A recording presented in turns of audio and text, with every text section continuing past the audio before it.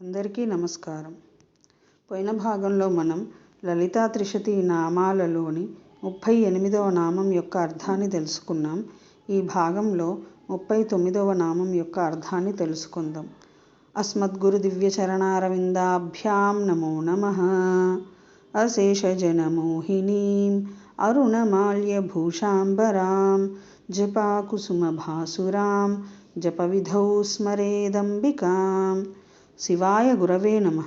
శ్రీగురు పదాంభుజములకు సభక్తికమైన ప్రణామాంజలి సమర్పణతో శ్రీ లలితా త్రిశతి నామ సంఖ్య 39. ఓం ఏకవీరాది సంసేవ్యాయ నమః. ఓం ఏకవీర్యాది సంసేవ్య. ఇది 8 అక్షరముల నామము. ఈ నామంతో మనము అమ్మవారికి సభక్తికముగా నమస్కరించుచున్నప్పుడు ఓం ఏకవీరాది సంసేవ్యాయై నమః అని పలుకవలెను. అనితర సాధారణుడైన వీరుడు మంత్రపురశ్చర్యాదుల చేత మంత్రాధిష్టాన దేవతా సాక్షాత్కారము వలన పురుషార్థములను సాధించిన పురుషుడు విజయప్రాప్తి చేత అభ్యుదయశాలి అయినవాడు. రాజరాజాదులయందుండెడి ధైర్య గంభీర్యాది గుణములు కలవారగుట చేత తత్తద్దేవతోపాసకులైన పురుషులు వీరశబ్దవాచ్యులగుదురు. ప్రాణికోటి యొక్క నానా శక్తులలో ఆద్యశక్తులైన ఏకవీరాది శక్తి గుణముల చేత సేవింపదగినది కాన శ్రీ లలితా పరాభట్టారిక ఏకవీరాది సంసేవ్య అను నామముచే సంకీర్తింపబడుచున్నది. పరమేశ్వరి సగుణ విగ్రహపతి అయి భక్తులను అనుగ్రహించునప్పుడు ఆమె అనేక పరివార దేవత పరిసేవితయైన మంత్రాధిష్టాన దేవతగా ఉపాసనీయురాలని భావము.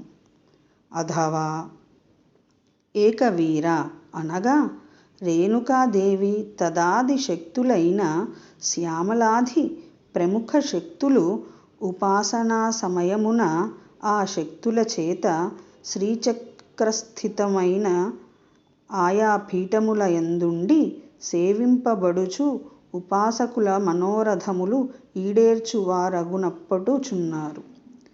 ఆయా శక్తులు ప్రధాన శక్తి అయిన శ్రీ రాజరాజేశ్వరిని సేవించుచు తత్పరమేశ్వరి వలన వరములను బడయుచుందురు.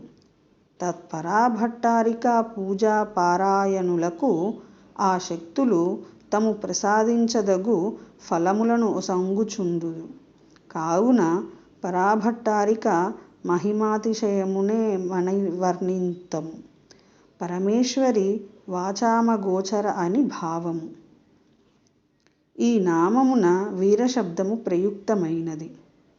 వీరభావమనగా మంచి ఉత్సాహముతో ధైర్య గంభీర్యాది గుణ సంపాదముతో దేవినుపాసించుటయని భావము.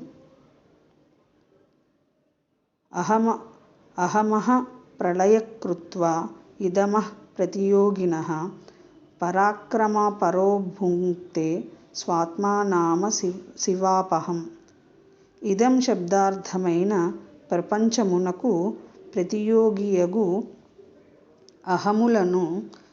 అహములైనంపజేయ పరాక్రమపరుడైన ఆ అమంగళములను దుఃఖాది బంధములను దూరాపాంతమునర్చునట్టి స్వస్వరూపమైన ఆత్మానుభవమును అనుభవించువాడు వీరుడనబడును. ఓం ఐం హ్రీం శ్రీం ఏకవీరాది సంసేవ్యాయై నమః. శివశక్తిరూపాయ నమః శివాయ. ఓం ఐం హ్రీం శ్రీం శ్రీమాత్రే నమః.